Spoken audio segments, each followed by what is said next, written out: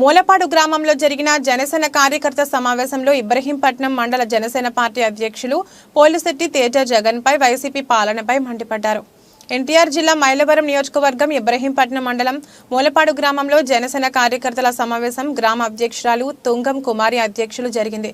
ఈ కార్యక్రమానికి ముఖ్య అతిథిగా పాల్గొన్న మండల పార్టీ అధ్యక్షులు పోలిశెట్టి తేజ మాట్లాడుతూ టీడీపీ జనసేన పొత్తులో అభ్యర్థి ఎవరైనా గెలిపించాల్సిన బాధ్యత మనందరిపై ఉందన్నారు. వైసీపీ ప్రభుత్వం మేనిఫెస్టోలో హామీలు 99% నెరవేర్చింది అనడం అభూత కల్పనని, మద్యం ఏరులై పారుతుందని, నిరుద్యోగం సమస్య ఎక్కడదక్కడే ఉందని, అప్పుల భారం పెరిగిందని ప్రభుత్వంపై జగన్ పై మండిపడ్డారు.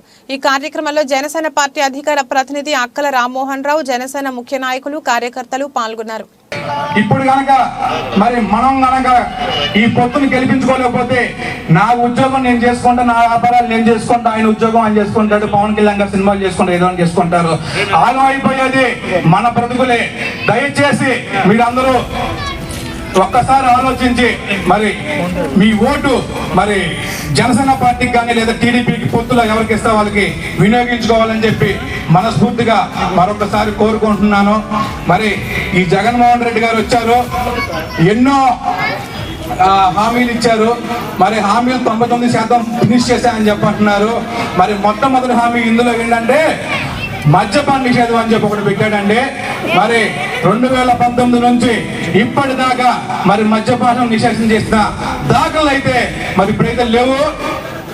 అంతేకాకుండా ఈ జగన్ రెడ్డి తన సొంత బ్రాండ్లు అమ్ముకుంటా, దాంట్లో కల్తీలు చెప్పుకుంటా, దాంట్లో విషం చెప్పుకుంటా మరి ఎంతో మంది జీవితాలను నాశనం చేసిన వ్యక్తి జగన్మోహన్ రెడ్డి. ఇలాంటి దొంగ హామీలు ఇచ్చి మన పేదల కడుపు కొడుతున్న వ్యక్తి ఎవరుంటే జగన్మోహన్ రెడ్డి మాత్రమే. ఇతను చెప్పుకుంటాడు మాది పేదల ప్రభుత్వం, పేదల ప్రభుత్వం, పేదల ప్రభుత్వం అని. ఇతను మటుకు హెలికాప్టర్లో తిరగవచ్చు 2 కిలోమీటర్లకు ఒకసారి, 3 కిలోమీటర్లకు ఒకసారి. ఇతను పెద్ద పెద్ద ప్యాలెస్లు కట్టుకోవచ్చు, ఇతను భారత సిమెంట్లు కట్టుకోవచ్చు, ఇతను సాక్షి పేపర్లో జనాల సొమ్ము మీద విచ్చలవిడిగా మరి వసూలు చేసి విచ్చలవిడిగా పనులు చేసి ఈడి కడుపు నింపుకోవడం తప్ప మరి ఏదైతే పేదల ప్రభుత్వం అంటున్నాడో నువ్వు ఏ పేదల ప్రభుత్వానికి ఏ విధంగా హెల్ప్ చేసావు చెప్పండి.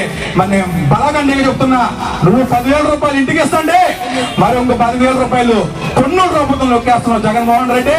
ఇది నీకు ఏ విధంగా మరి నీకు మంచి అనిపిస్తుందో నువ్వే ఆలోచించుకోవాలి.